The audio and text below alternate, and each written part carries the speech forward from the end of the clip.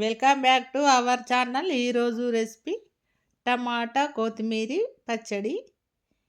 ఈ పచ్చడికి కావాల్సినవి ఒక చిన్న కట్ట కొత్తిమీర, ఒక 10-15 పచ్చిమిర్చీలు, ఒక అర కేజీ టమాటాలు.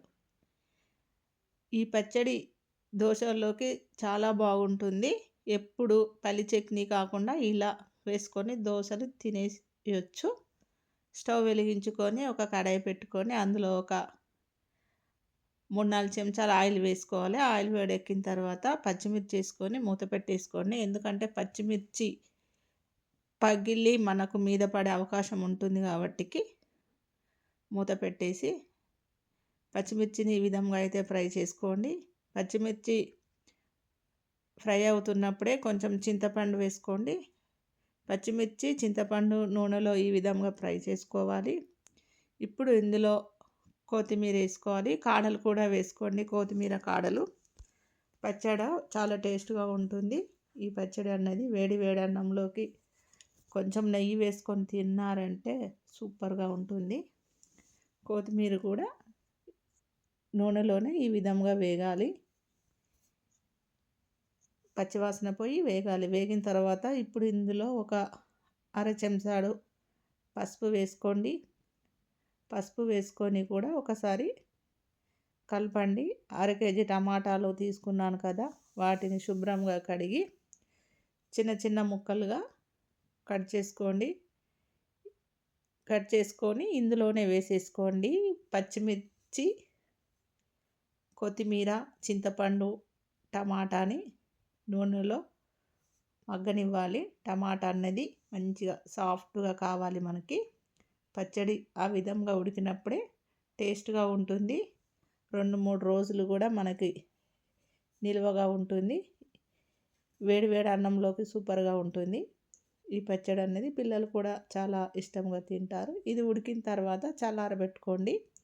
పెట్టుకున్న తర్వాత ఇప్పుడు ఒక మిక్సీ జార్ తీసుకొని ముందుగా ఉడికించిన పచ్చిమిర్చి, టమాటా, కొత్తిమీర మిక్సీ జార్లో వేసుకొని ఇప్పుడు ఇందులో ఒక 10 వెల్లుల్లి రెబ్బలు పొట్టు తీసి వేసుకోండి.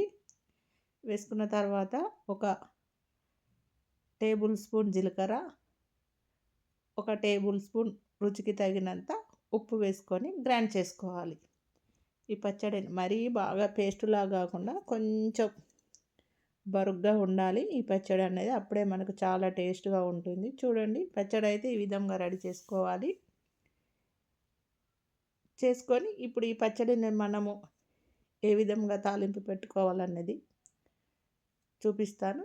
ఇది ఒక బౌల్లోకి తీసేసుకోండి. పచ్చడి వేసుకున్న తర్వాత ఇప్పుడు స్టవ్ వెలిగించుకొని ఒక ప్యాన్ పెట్టుకొని అందులో ఒక 3-4 చెంచాల ఆయిల్ వేసుకొని ఆయిల్ వేడెక్కిన తర్వాత జీలకర్ర, ఆవాలు, అలాగే కొన్ని మెంతులు అన్నది వేస్తే పచ్చడి అన్నది చాలా టేస్ట్గా ఉంటుంది. ఒక 2 ఎండుమిర్చిని మధ్యలోకి తుంచి వేసుకోండి. కొంచెం కరివేపాకు వేసుకోండి. వేసుకొని తాలింపు అన్నది దోరగా ఫ్రై కానివ్వండి.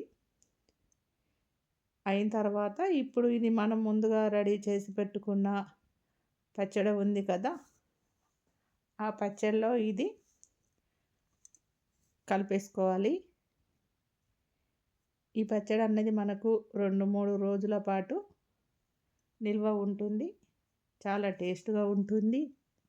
దోశలోకి అయితే ఎప్పుడు పల్లి పచ్చడి కాకుండా ఈ విధంగా దోశలో పెట్టేసుకొని తినండి.